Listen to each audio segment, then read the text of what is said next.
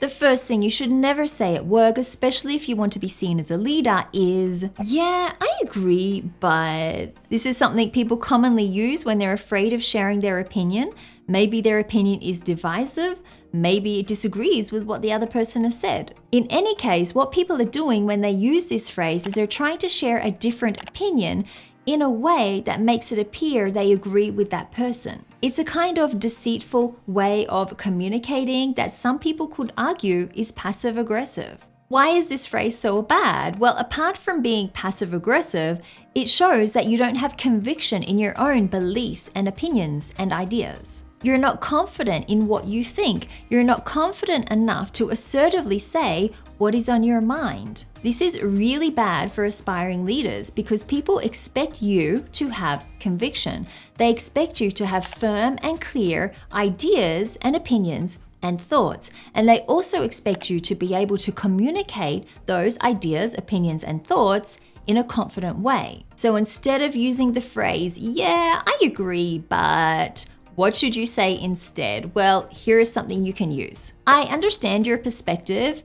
and here is what I think. The next one, I don't know, what do you think? Apart from this being an incredibly inarticulate way of speaking, contracting I don't know to I don't know, it also defers decision-making responsibility to the other person, which is not something that leaders do. Leaders have their opinions, they have their beliefs, and like I said in the previous point, they have conviction in their ideas and their beliefs. They don't defer responsibility to come up with an idea or to communicate an idea to another person. They assertively communicate what they want and they propose it to the group. Why is this phrase so bad? Well, this phrase makes it sound like the leader doesn't have an opinion at all and doesn't have the confidence to communicate that opinion to other people. But what should you say instead? Well, if you don't have an opinion and you don't know what to say, then you can use something like this. Give me a few minutes to think about it and I'll come back to you. Or if you do have an opinion, then you need to state it confidently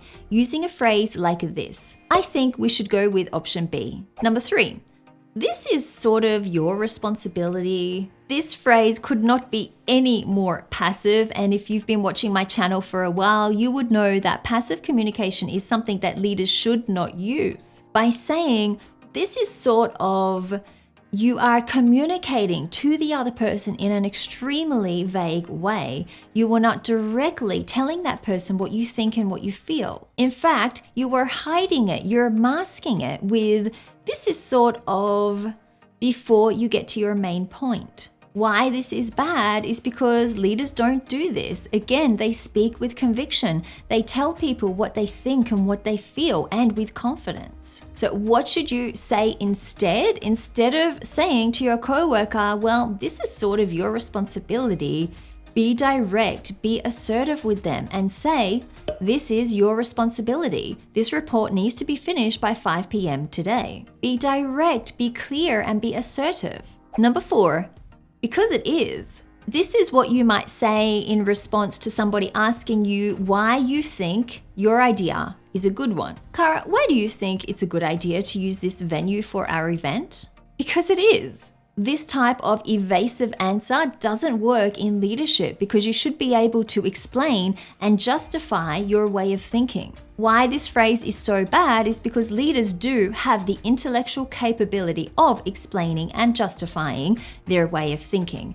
They also have the confidence and the capability to do that as well. So what to say instead? Well, when somebody asks you, why do you think this is a good idea? You need to be able to respond with a valid and an intelligent reason. I think it's a good idea to use this venue for our event because it's in a good location and it's easy for everyone to get to. Number 5 is a phrase that I've picked up from one of my favorite movies, hint, an Office movie. If you can guess which movie it is, write it in the comments below. The phrase is, I'm gonna have to ask you to go ahead and XYZ. This is a really bad phrase for leaders to use on so many levels, but I don't like it for 2 main reasons. The first one is it's incredibly indirect. Why do you have to say, I'm going to have to ask you to XYZ? Why not just ask that person? Be direct and assert yourself. The The second reason is it includes the words go ahead. For some reason, when I hear these words in professional communication, it makes me cringe. I think because it's a very passive way of communicating, and to many people, passive communication can be irritating. Just do a quick search on Quora or Google to see what people think of this phrase. They do not like it. So what should you say instead? Well, if you are asking somebody to do something for you in the workplace, for example, you're delegating to them, directly and assertively ask them, could you pass me the stapler, please? Instead of saying, I'm gonna have to ask you to go ahead and pass me the stapler. In this video, you will see on the screen right now, you will learn about 3 phrases that you should use if you want to sound like a leader. Thank you so much for watching. If you like this video, hit the like button below, subscribe to my channel for more content like this in the future. Thank you again for watching, and I'll see you in next week's video.